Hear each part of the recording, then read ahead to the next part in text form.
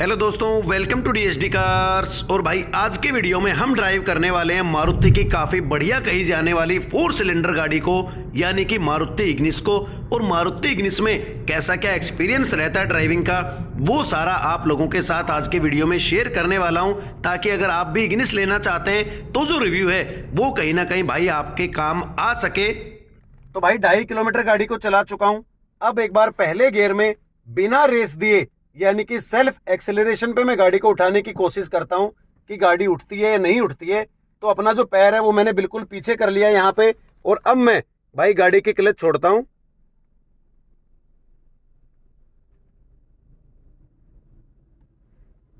तो जैसे ही आप धीरे धीरे क्लच छोड़ते हैं तो गाड़ी ये है कि मूवमेंट में आ जाती है। उसके बाद आप आराम से गाड़ी की रेस देके गाड़ी को उठा सकते हैं। गियर शिफ्टिंग की अगर मैं बात करूं आपसे, तो एज यूजुअल बिल्कुल स्मूथ जो गियर है, जैसे कि मारुति की गाड़ियों में अक्सर होते हैं, वही आपको यहाँ पे मिलेंगे। कोई ऐसी हार्डनेस आपको गाड़ी में नहीं मिलेगी गियर शिफ्टिंग में कि यार गियर जर्क कर रहे हैं, गाड़ी दिक्कत दे रही है, ऐसा कुछ तो वो आपको भाई बिल्कुल भी यहाँ पे नहीं मिलेगा। क्लच की अगर मैं आपसे बात करूं तो भाई क्लच इसका थोड़ा सा टियागो से अलग है, थोड़ा सा नीचा दिया गया है, तो थोड़ा सा एडजस्टमेंट में हो सकता है 1-8 किलोमीटर या 2-4 किलोमीटर आपको लगे। उसके बाद बिल्कुल भी कोई दिक्कत आपको नहीं होगी, क्योंकि स्मूथ क्लच है।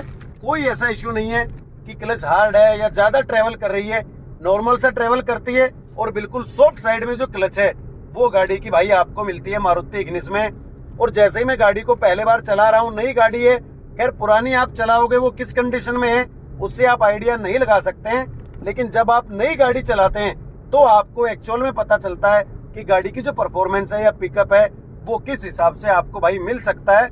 तो मुझे बैठने में भी काफी आराम है।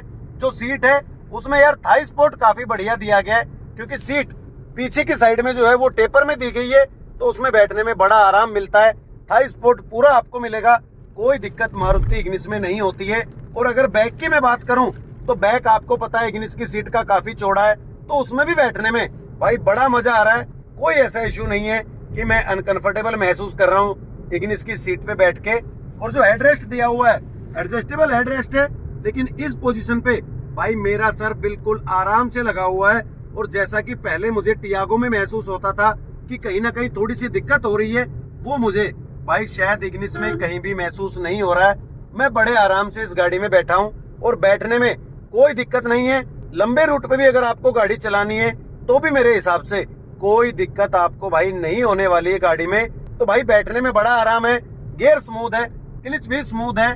सस्पेंशन की अगर मैं बात करूं तो थोड़ी सी जो आवाज है वो हल्की सी आती है जैसे ही गाड़ी गड्ढे में जाती है, लेकिन जो धचका है गाड़ी में वो नहीं लगता है। सॉफ्टर साइड में जो सस्पेंशन है, या आप ये कह लो कि नॉर्मल बीच का जो सस्पेंशन है, वो आपको मारुति इग्निस में मिलता है। हार्ड की तरफ भाई बिल्कुल भी इस गाड़ी के जो सस्पेंशन है वो नहीं है। अब लंबे टाइम चलाने के बाद क्या कुछ परफॉर्मेंस रहती है इन सस्पेंशन की, वो भी आप लोगों को जरूर बताने की भाई कोशिश करूंगा।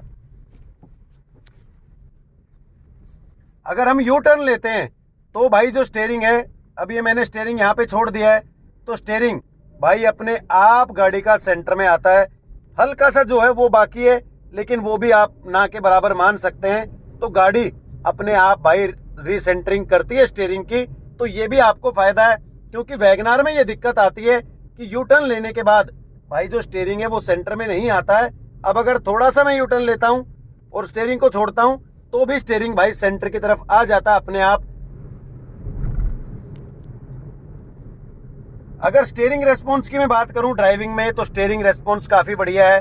टियागो के सिमिलर ही आप मान सकते हैं, लेकिन टियागो में हो सकता है कि 5% 10% का जो स्मूथनेस का फर्क है वो कहीं ना कहीं आपको दिखे, या ये हो सकता है कि टियागो का जो स्टीयरिंग है वो थोड़ा सा मोटा है और इस गाड़ी का थोड़ा सा पतला है बिना कवर के, तो वो भी भाई थोड़ा सा फर्क महसूस हो सकता है। लेकिन स्टीयरिंग में कोई भी हार्डनेस नहीं है, कोई ऐसा इश्यू आपको नहीं आएगा अगर आप मारुति इग्निस लेते हैं। और पावर भाई पावर काफी बढ़िया है गाड़ी में। एक्सेलरेट करते ही गाड़ी एकदम से भाई जो पिकअप है वो अपना पूरा लेती है, और जो स्पीडोमीटर है वो भी भाई ऊपर की तरफ बढ़ता चला जाता है।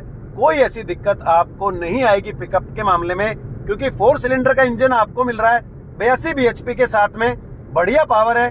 और जो माइलेज है वो तो खैर हम टेस्ट कर ही रहे हैं कि क्या आपको मिलेगी इस वीडियो में, लेकिन पावर के मामले में भाई बढ़िया गाड़ी आप इग्निस को कह सकते हैं। और उस हिसाब से जो गाड़ी में बैठ के इनसाइड कैबिन नॉइज है वो भी एक बार आपको सुनवा देता हूँ। तो मैं 2 सेकंड के लिए भाई चुप हो जाता हूँ यहाँ पे, और 80 की स्पीड पे गाड़ी है, जो कैबिन नॉइज है वो आप यहाँ पे सुन सकते हैं।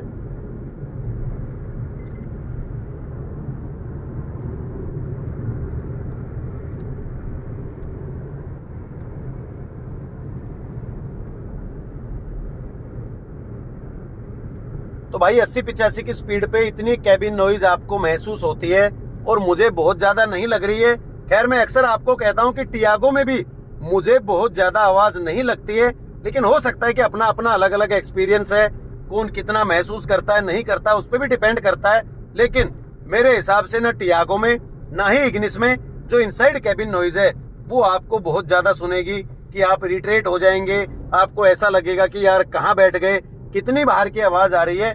तो ऐसा भाई कुछ भी मुझे इन दोनों ही गाड़ियों में फील नहीं हुआ अभी तक। बाकी आप अगर ट्राई लेके देखेंगे गाड़ी की तो आप भी भाई ये चीज अपने आप महसूस कर सकते हैं। अब एसी की बात हम इस टाइम नहीं कर सकते हैं क्योंकि भाई ठंड का मौसम है, एसी मैंने गाड़ी का नहीं चलाया हुआ है, और उस हिसाब से पावर और पिकअप पूरा गाड़ी में आपको मिल सकता है। अब एक काम कर लेते हैं कि दूसरे गियर में गाड़ी को उठा के देख लेते हैं कि गाड़ी कितने एफर्ट करती है दूसरे गियर में उठने के लिए। तो भाई ये दूसरा गियर आपके सामने मैंने यहाँ पे एंगेज कर दिया है, और अब मैं गाड़ी की क्लिच छोड़ के देखता हूँ बिना रेस दिए।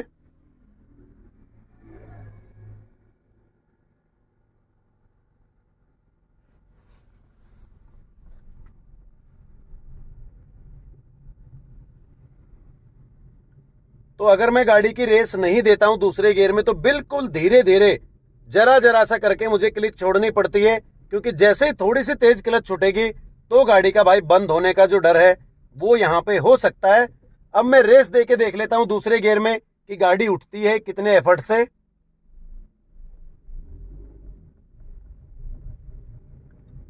तो भाई दूसरे गियर में भी गाड़ी हल्का सा प्रेशर लेके उठ जाती है।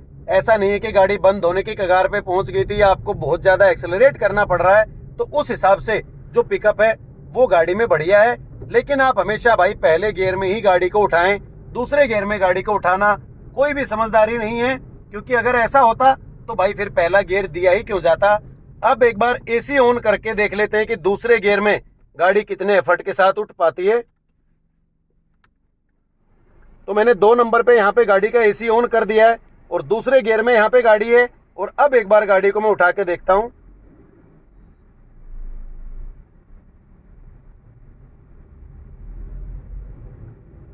तो भाई एसी और नॉन एसी में बहुत मामूली सा जो फर्क है वो पड़ता है।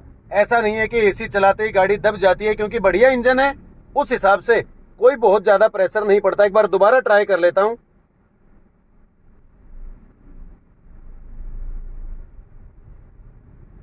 तो एसी नॉन एसी में बहुत ज्यादा फर्क नहीं है। खैर जब प्रेशर पड़ेगा एसी का तो आप भी समझ सकते हैं कि भाई थोड़ा सा प्रेशर तो गाड़ी पे जरूर आता है, लेकिन उस हिसाब से भाई बहुत ज्यादा प्रेशर गाड़ी पे नहीं आता है। और एसी के साथ में भी भाई बढ़िया पिकअप लेती है गाड़ी। जैसे ही आप एक्सेलरेट करते हैं तो जो मीटर है वो भाई एकदम से ऊपर की तरफ उठता चला जाता है। वो कोई दबाव गाड़ी भाई बिल्कुल भी यहाँ पे नहीं मानती है। लेकिन एक चीज मुझे जरूर इस गाड़ी की लगी कि जो हॉर्न है वो आप यहाँ सेंटर से ही बजा सकते हैं। यहाँ साइडों में कोई भी हॉर्न बजाने का जो ऑप्शन है वो आपको नहीं मिलता है। तो ऐसे में थोड़ा सा ये है कि जब आप गाड़ी चला रहे हैं सिंगल हैंड से तो आपको सीधा यहाँ आके बजाना पड़ता है। लेकिन टियागो में है या वैगनार में है तो वो आप यहीं से दबा के हॉर्न बजा सकते हैं। तो अगर यहाँ पे भी हॉर्न होता तो ज्यादा इजी आपके लिए हो सकता था। तो इग्निस में आपको केवल सेंटर हॉर्न ही भाई यहाँ पे दिया गया है। जो इंटरफेस है गाड़ी का, अगर आप ड्राइव कर रहे हैं और आपके सामने जो डैशबोर्ड की लुक वगैरह है वो भाई मुझे तो काफी बढ़िया लगती है।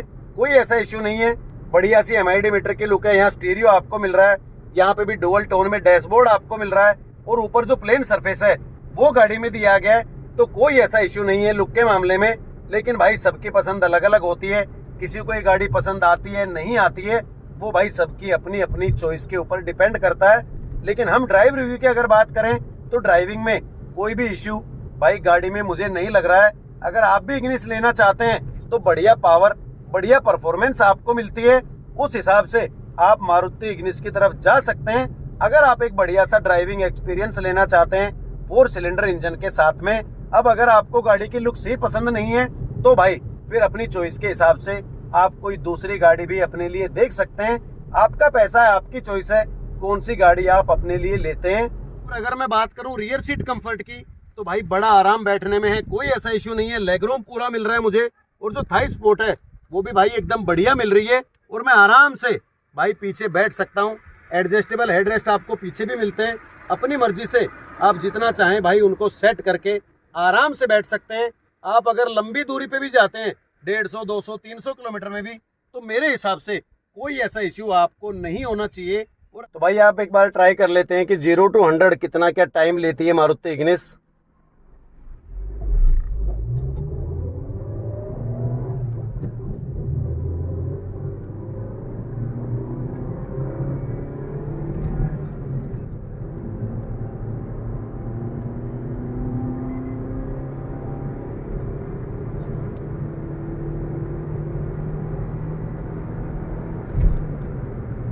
तो भाई गाड़ी 100 को भी पार कर चुकी है बहुत कम टाइम में। तो उस हिसाब से जो पावर है उसका आप आइडिया लगा सकते हैं कि बढ़िया पावर भाई गाड़ी में आपको मिलती है। अगर ब्रेकिंग की मैं बात करूं तो 80 की स्पीड पे, 90 की स्पीड पे भी अगर आप ब्रेक अप्लाई करते हैं तो बहुत जल्दी जो गाड़ी है वो भाई आपकी रुक जाती है। कोई ऐसी दिक्कत नहीं है, क्योंकि अब तो भाई ब्रेकिंग में भी काफी सिस्टमेटिक तरीके आने लगे हैं। तो गाड़ियों में जो ब्रेकिंग है वो भाई आपको बढ़िया ही मिलती है। 60 की स्पीड पे अगर मैं ब्रेक मारूं तो एकदम से जो गाड़ी है वो भाई कंट्रोल में आ जाती है, रुक जाती है, और गाड़ी जरा सी भी इधर उधर नहीं होती है।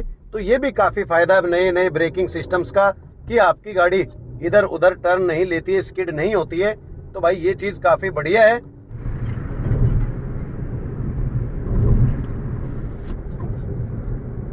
और अगर बॉडी रोल की बात करूं तो भाई ऐसा कोई बॉडी रोल मुझे इग्निस में समझ में नहीं आता है।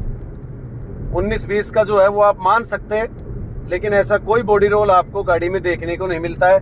काफी बढ़िया और जम के रोड पे चलती है। तो इस मामले में भी आपको ज्यादा टेंशन लेने की जरूरत नहीं है कि भाई गाड़ी में बॉडी रोल होगा। थोड़ी सी ऊंची गाड़ी दिखती है, ऊंची भले ही दिखती है, लेकिन जो स्टेबिलिटी है वो भाई गाड़ी में बढ़िया आपको मिलती है। और अगर विजिबिलिटी की मैं बात करूं कि आपको विजिबिलिटी कैसे क्या मिलेगी बैठ के सीट पे, तो भाई मेरी हाइट 6 फीट है, उस हिसाब से मुझे कोई भी ऐसी दिक्कत नहीं है। बिल्कुल नजदीक का जो हिस्सा है वो दिख रहा है। हाँ खैर मैं ये नहीं कह सकता कि मुझे गाड़ी का बोनेट दिख रहा है, लेकिन जो विजिबिलिटी है वो बिल्कुल नजदीक की ही मुझे दिख रही है। और गाड़ी पे पूरा कंट्रोल, जो कॉन्फिडेंस है वो महसूस होगा आपको भी अगर आप सीट पे बैठ के गाड़ी चलाएंगे। और उस हिसाब से जो विजिबिलिटी है उसको आप भाई ओके कह सकते हैं। गाड़ी की बोनेट नहीं दिख रहा है, फिर भी जो विजिबिलिटी है वो काफी नजदीक की आपको गाड़ी के आगे दिखती है। तो भाई अगर बात करें इग्निस की ड्राइविंग की कैसी क्या है नहीं है, तो भाई इग्निस की ड्राइविंग काफी बढ़िया मुझे लगी। अगर आप भी गाड़ी चलाएंगे इग्निस तो भाई मजा आपको आने वाला है, क्योंकि 4 सिलेंडर का बढ़िया इंजन है जो कि बढ़िया परफॉर्मेंस आपको दे सकता है। टियागो और अगर इग्निस की मैं बात करूं तो भाई दोनों ही गाड़ियां लगभग टक्कर की है। कोई ऐसा इशू कोई सी भी गाड़ी में आपको नहीं देखने को मिलेगा। लेकिन 4 सिलेंडर इंजन होने की वजह से शायद जो परफॉर्मेंस है वो इस गाड़ी की कहीं ना कहीं बेटर हो लॉन्ग टर्म में। लेकिन अभी तक तो टियागो में भी कोई दिक्कत नहीं आई है। आप टियागो ले सकते हैं, इग्निस ले सकते हैं, भाई टक्कर की गाड़ी है। तो इग्निस को चलाने का जो रिव्यू था वो मैंने आपको दिया। आप भी टेस्ट ड्राइव ले सकते हैं, गाड़ी को चला के देख सकते हैं, और अपना जो एक्सपीरियंस है वो भाई मेरे एक्सपीरियंस से आप शेयर कर सकते हैं कि क्या कुछ डिफरेंस जो है वो आपको आता है अपने और मेरी ड्राइविंग में। तो भाई यही था आज का वीडियो। अगर वीडियो अच्छा लगा हो तो प्लीज़ चैनल को सब्सक्राइब कर देना और मुझे अपना सपोर्ट देते रहना।